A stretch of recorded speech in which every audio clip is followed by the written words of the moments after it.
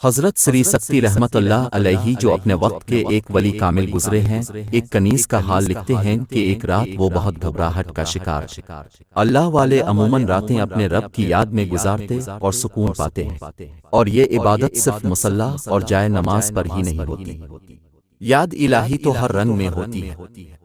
رات کو گھر سے نکلے، اللہ تعالیٰ کی نعمتوں پر نظر کی، پھولوں پودوں کا خیال کیا، سبزہ زاروں کا تصور ابھرا صحرا کی طرف نکلے، مگر کہیں سکون نہ تھا۔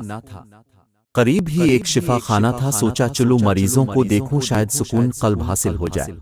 کیا دیکھتے ہیں کہ ایک نہایت خوبصورت لڑکی بہترین کپڑے پہنے اور زر و جواہر سے لدی پھندی، ہاتھوں میں ہتھ کڑیاں، گلے میں توق اور پیروں میں بیڑیاں ڈالے آہوزاری میں مصروف و مشغول ہے۔ حضرت سری سکتی رحمت اللہ علیہ یہ دیکھ کر بھونچک کے رہ گئے کہ کیا معاملہ ہے۔ اب رحمت اللہ علیہ نے شفا خانے کے داروغہ سے پوچھا، یہ کیا معاملہ ہے؟ اس نے ایک امیر کبیر سوداگر کا نام لیا کہ یہ اس کی کنیز ہے اور کچھ دنوں سے اس پر دورے پڑتے ہیں، اس لیے اس کا مالک یہاں علاج کے لیے چھوڑ گیا ہے۔ جس وقت حضرت سری سکتی رحمت اللہ علیہ اور داروغہ بات چیت کر رہے تھے تو وہ خوبصورت لڑکی ہوش میں آ گئی اور پر درد آواز میں شعر پڑھنے لگی۔ خوبصورت اور دلکش آواز اور اس کے درد بھرے اشعار تھے کہ آگ کے شعلے سننے والوں کا دل بھی جلا دیا۔ ان اشعار کا تقریباً مطلب یہ تھا کہ لوگوں میں پاگل نہیں ہوں، میں تو اس کی محبت میں سرشار ہوں اور میرا دل فریاد کرتا ہے، تم لوگوں نے مجھے ہتھکڑیاں پہنا رکھی ہیں، حالانکہ اس کے سوا میں نے کوئی گناہ نہیں کیا کہ اپنے محبوب کی محبت میں سرگرم و سرگفتہ ہوں۔ تم جس میں میری بھلائی سمجھ رہے ہو اس میں میرے ساتھ دشمنی کر رہے ہو، جس کو تم برائی سمجھتے ہو دراصل وہ تو بھلائی ہے۔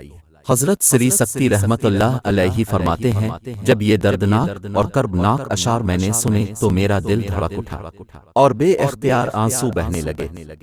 وہ خوبصورت لڑکی میری طرف متوجہ ہوئی اور بولی، اے سری سکتی رحمت اللہ علیہ، یہ رونا اس کی صفت پر ہے، اگر تم اس کی ذات کو پہچانتے تو کیا ہوتا؟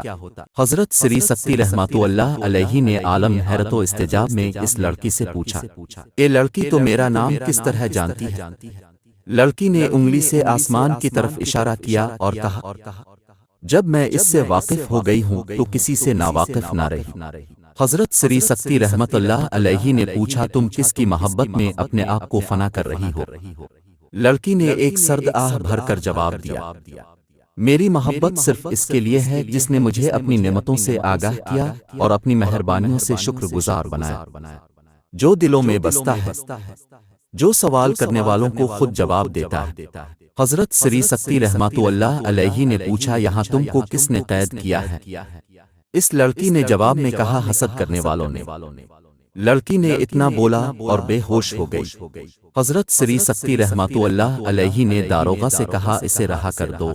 داروغہ نے اس لڑکی کی ہتھکڑیاں کھول دیں اور آزاد کر دیا۔ حضرت سری سکتی رحمت اللہ علیہ نے لڑکی کو مخاطب کرتے ہوئے فرمایا، تم آزاد ہو، جہاں چاہو چلی جاؤ۔ لڑکی نے جواب دیا، میں کس طرح جا سکتی ہوں؟ جو میرا محبوب ہے اس نے مجھے اپنے ایک غلام کی ملکیت بنایا ہوا ہے، اس کی اجازت کے بغیر میں کوئی قدم نہیں اٹھا سکتی۔ جب یہ باتیں ہو رہی تھیں تو اس کنیز لڑکی کا مالک سوداگر بھی شفا خانے میں آ گیا۔ اس نے جب حضرت سری سکتی رحمت اللہ علیہ کو دیکھا تو بے حد خوش ہوا اور خدمت میں حاضر ہو کر بہت تعظیم و احترام کا اظہار کیا۔ حضرت سری سکتی رحمت اللہ علیہ نے فرمایا، میرے معاملے میں تم خامخواہ مبالغے سے کام لے رہے ہو، یہ لڑکی مجھ سے زیادہ عزت و احترام کی مستحق ہے، تم نے اس کو کیوں پایا زنجیر کر رکھا ہے؟ مالک بہت شرمندہ ہوا اور کہا، میں نے اس لڑکی کو اپنا بہت سارا سرمایہ خرچ کر کے خریدا ہے، یہ اپنی خوبصورتی کے علاوہ بہترین گلوکارہ اور رقاصہ بھی ہے، میرا خیال تھا میں اسے فروخت کر کے بہت زیادہ منافع کماؤں گا، میں نے اس پر 20,000 درہم خرچ کیے، مگر اب تو مجھے 20 درہم بھی ملنے کی امید نہیں۔ حضرت سری سکتی رحمت اللہ علیہ نے سوداگر سے پوچھا، اس لڑکی کی یہ حالت کب اور کیسے ہوئی؟ وہ سوداگر بولا، میں نے اب رحمت اللہ علیہ کو پہلے بتایا کہ یہ لڑکی بہت اچھا گاتی ہے۔ تقریباً 1 سال کا عرصہ ہوا، ایک دن یہ مستانہ وار اود بجا کر یہ اشعار گا رہی تھی، جس کا مطلب ہے کہ اے وہ شخص جس کے سوا میرا کوئی آقا نہیں، تو نے مجھے لوگوں میں غلام بنا کر رکھ دیا ہے۔ بس اسی شعر کی تکرار کرتے ہوئے بے خود ہو گئی، اود توڑ کر دور پھینک دیا اور رونے لگی۔ ہم نے سمجھا شاید اسے کسی سے عشق ہو گیا ہے، مگر یہ بات بھی غلط ثابت ہوئی۔ آخر تنگ آ کر علاج کے لیے شفا خانے لانا پڑا، اور اسی کی بہتری اور بھلائی کے لیے ہم نے اسے پایا زنجیر کیا ہے۔ حضرت سری سکتی رحمت اللہ علیہ نے فرمایا، اچھا تم اسے میرے ہاتھ فروخت کر دو، میں اس کی قیمت کے ساتھ منافع بھی دوں گا۔ اس شخص کا منہ حیرت سے کھلا کا کھلا رہ گیا، بھلا ایک درویش کہاں سے اتنی رقم دے سکتا ہے؟ حضرت سری سکتی رحمت اللہ علیہ نے اس سوداگر کی حیرانگی بھانپ لی اور فرمایا، تم میری زبان پر اعتبار کرو۔ یہ فرما کر حضرت سری سکتی رحمت اللہ علیہ شفا خانے سے واپس چلے آئے۔ یہ حقیقت تھی کہ درویش کے پاس مال کہاں، ایک درہم بھی نہ تھا۔ حضرت سری سکتی رحمت اللہ علیہ نے تمام رات گریہ بزری اور مناجات و دعا میں بسر کی۔ صبح ابھی روشنی بھی نہیں پھوٹی تھی کہ کسی نے دروازہ کھٹکھٹایا۔